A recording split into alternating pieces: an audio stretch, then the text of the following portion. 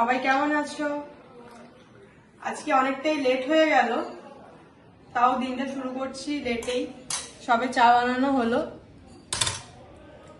এরপরে আস্তে আস্তে দেখা যাক কি করি, সাথে থাকবো। হ্যাঁ,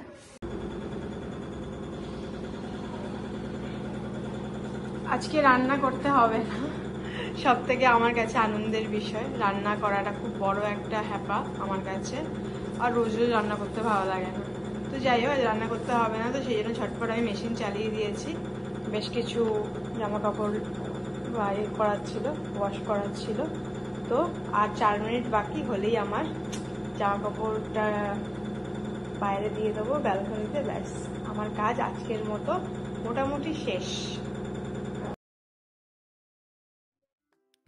জামা কাপড় কাচার পর এই একটা একটা করে সব জামা কাপড় ঠিকঠাক করে হ্যাঙ্গারে মেলা খুবই একটা আমার কাছে মানে বিরক্তিকর কাজ, কারণ হাত ব্যথা হয়ে যায় এতগুলো জামা কাপড় একসাথে পরপর করতে করতে। যাই হোক, তারপরে এই সব করতে করতে জানতে পারলাম হঠাৎ যে স্মৃতিময় নাকি আজকে বিয়ে বাড়ি যাবে।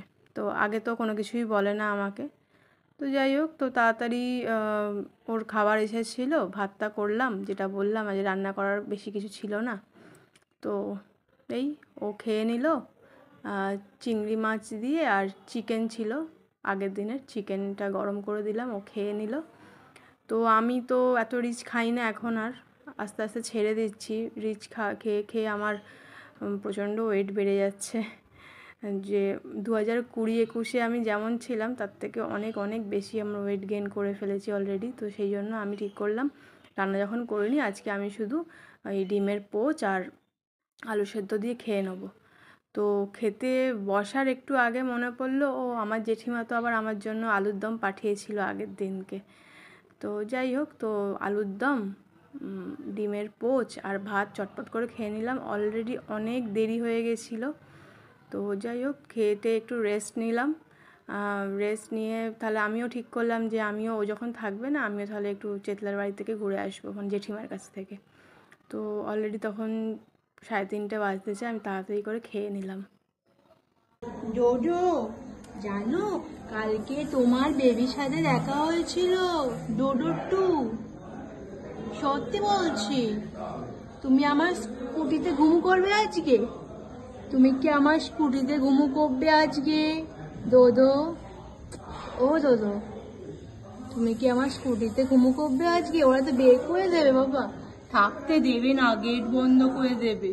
সত্যি বলছি, আমি মিথ্যে বলছি না। ডোডো, তুই ঘুমিয়ে পড়ছিস ডোডো, সত্যি বলছি। দেখ, ওরা আমার স্কুটিতে বলে তোকে থাকতে দেবে না, গেট বন্ধ করে দেবে, তো তোকে বের করে দেবে। হ্যাঁ রে ডোডো, সত্যি বলছি। তুই কি চিন্তা করছিস ডোডো? তুই কি চিন্তা করছিস ডোডো বেবি? ড্রাইভার আসেনি, আমি চালাবো। আচ্ছা, খুব ভালো কথা। কত টাইম লাগবে ফিরতে? রেডি হতে হতে যথারীতি স্মৃতিময়ের ভুলভাল বকা শুরু হয়ে গেছে। বক বক বক বক করছে, ওকে নাকি খুব হ্যান্ডসাম লাগছে, মানে লাগবে রেডি হওয়ার পর, হেন তেন যেরকম বকে। সবাই নাকি ওকেই দেখবে। আমি বললাম ঠিক আছে।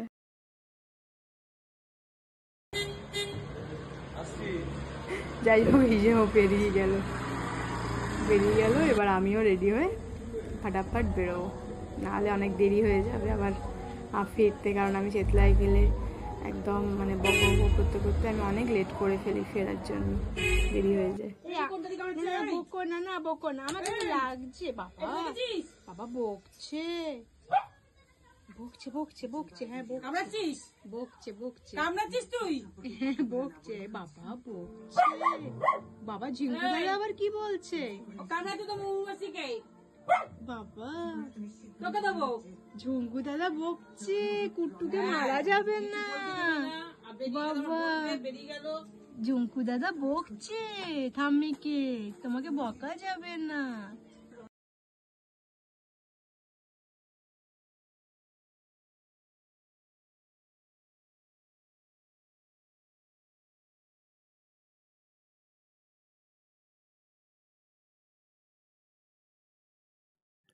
চেতলায় গেলে যথারীতি কুট্টু আর ঝিঙ্কু সঙ্গেই আমি সময় কাটাই বেশিটা। ওদের সাথে খেলা করে টোরে বক বক বক করে করে করে করে তারপর আমি আসি, বাড়ি ফিরি। যাই হোক, কুট্টুর সাথে এখন হচ্ছিল, ঝুঙ্কুর সাথে একদমই মানে ক্যামেরা নিয়ে যাওয়া যায় না, প্রচণ্ড রেগে যায়, একদমই ক্যামেরা ফ্রেন্ডলি না। খুব মানে ওকে যত ইচ্ছা আদর করো, ও আমার কাছে আসবে, সব কিছু হবে, কিন্তু ক্যামেরার সামনেও একদম ওকে আনা যাবে না, তাহলে আমাকে হয়তো রেগে গিয়ে কামড়েই দেবে। তো সেই জন্য আমি সেটা চেষ্টাও করি না, বাবা দরকার নেই, তুইও ভালো থাক আমিও ভালো থাকি, কামড় খাওয়ার কোনো ইচ্ছা নেই। এই যে বর আর নেতপরের ছবি, আর এই আতশবাজি পোড়ানো হচ্ছে নন বেঙ্গলি বিয়েতে যেমন হয়, অনেক ওরা লোকজন সবাই রাস্তা দিয়ে হেঁটে প্রসেশন যায়। যাই হোক, তারপরে ফিরে এসেছিলো, অনেক রাত হয়ে গেছিলো। তো এখানেই ভিডিওটা শেষ করছি, সবাই সাথে থাকুন, দেখতে থাকুন। Supriya Ghosh entertainment. Good night.